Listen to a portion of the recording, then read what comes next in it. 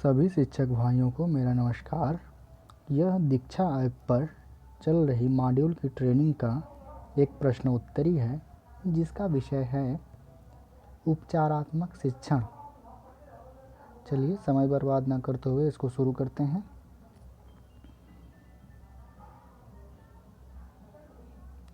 उपचारात्मक शिक्षण का आकलन, इसको नेक्स्ट करेंगे।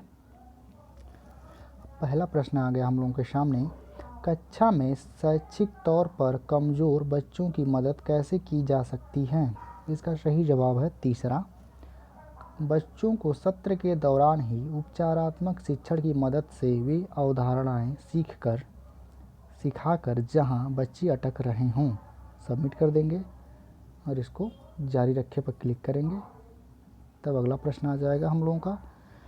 कक्षा में बच्चों के शैक्षिक तौर पर कमज़ोर होने के कई कारण हो सकते हैं। नीचे दिए गए विकल्पों में से सबसे सही कारण को खोजिए और उस पर क्लिक कीजिए। इसका सही जवाब पहला है। सभी बच्चों की शैक्षिक ज़रूरतें अलग होती हैं जो कक्षा में पूरी नहीं हो पाती। सबमिट कर देंगे और इसको जारी रखे क्लिक करेंगे।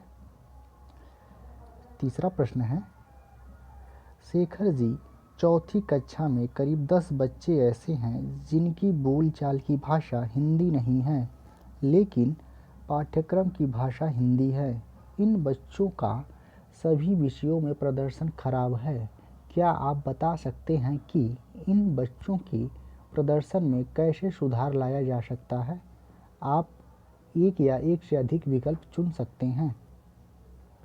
इसका सही जवाब है दूसरा, उन्हें घर पर अलग से पढ़ाना चाहिए। चौथा, इन्हें तीसरी कक्षा का पाठ्यक्रम सिखाना चाहिए। सबमिट कर देंगे और जारी रखे पर क्लिक करेंगे। अगला प्रश्न है, कविता जी, पहली कक्षा में 10 बच्चे ऐसे हैं जो 2 से 5 तक पहाड़ा तो बोल लेते हैं लेकिन 5 से 10 तक के पहाड़े याद करने में उन्हें परेशानी आती है। क्या इन्हें उपचारात्मक शिक्षण की ज़रूरत है? इसका सही जवाब है चौथा, नहीं, क्योंकि कक्षा 1 में पहाड़े गणित की एक मुख्य अवधारणा नहीं है।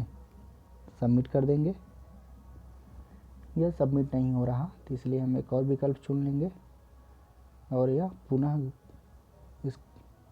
लेकिन इसका जवाब चौथा ही है। चौथे पर फिर से हम लोग सबमिट करेंगे और हो जाएगा।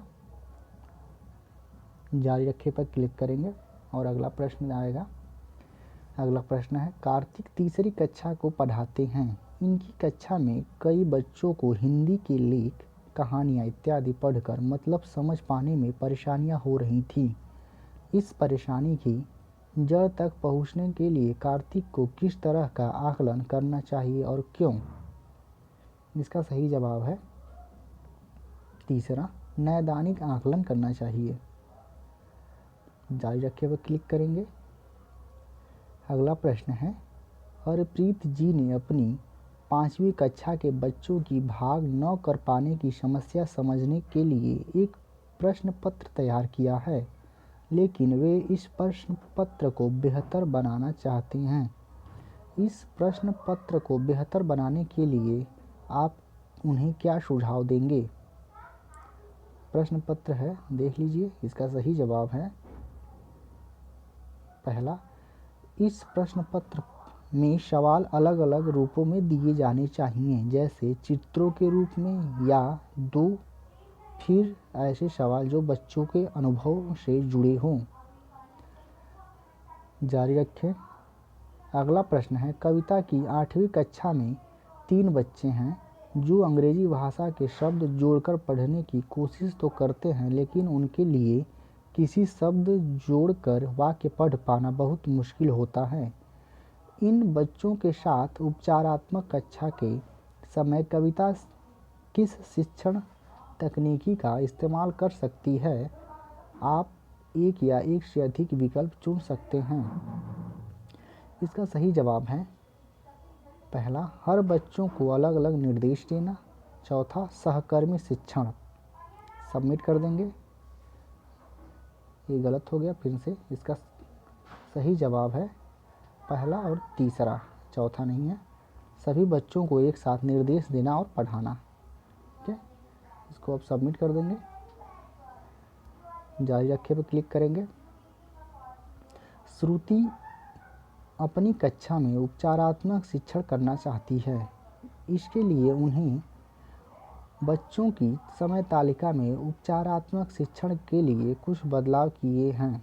क्या आप बता सकते हैं कि इस समय तालिका को बेहतर कैसे बनाया जा सकता है? समय तालिका है सोमवार से शुक्रवार स्कूल के बाद 3 से 4 बजे तक, शनिवार को सुबह 6 से 8 बजे तक। इसका सही जवाब है तीसरा, बच्चों के उपचारात्मक शिक्षण का समय सामान्य दिनचर्या का हिस्सा होना चाहिए। इसको सबमिट कर देंगे और जारी रखे पर क्लिक करेंगे। हमारा अगला प्रश्न है, रितिका चौथी कक्षा के बच्चों को गणित पढ़ाती है। इनकी कक्षा में शैक्षिक तौर पर कमज़ोर बच्चों का मनोबल बढ़ाने के लिए ये हर रोज़ उनकी तारीफ करती है। क्या इस तरीके से बच्चों के शैक्षिक स्तर में कोई विकास होगा? सबसे उपयुक्त विकल्प को चुनें। इसका सही विकल्प है दूसरा, नहीं, क्योंकि हर बार सिर्फ तारीफ करने से बच्चों के शैक्षिक स्तर में विकास नहीं होगा। इसको सबमिट करेंगे और जारी रखे पर क्लिक करेंगे। हमारा अंतिम प्रश्न है, उपचारात्मक शिक्षण की अवधि पूरी होने के बाद बच्चों के विकास का आकलन कैसे किया जा सकता है? सबसे उपयुक्त विकल्प चुनिए। आप एक या एक से अधिक विकल्प चुन सकते हैं। लिखित परीक्षा से, बच्चों का सतत अवलोकन करके, समय के साथ बच्चों के लिए चुनौती बढ़ाकर, मौखिक परीक्षा से। इसके सारे जवाब सही हैं। इसको सबमिट कर देंगे और जारी रखे पर क्लिक करेंगे और यह मॉड्यूल पूरा हो जाएगा। हम शिक्षक भाइयों से एक बात बता देना चाहते हैं कि इस चैनल पे सभी मॉड्यूल का हल उपलब्ध है, क्योंकि जिस मॉड्यूल का उत्तर देखना है उस चैनल पर आके देख सकते हैं। धन्यवाद।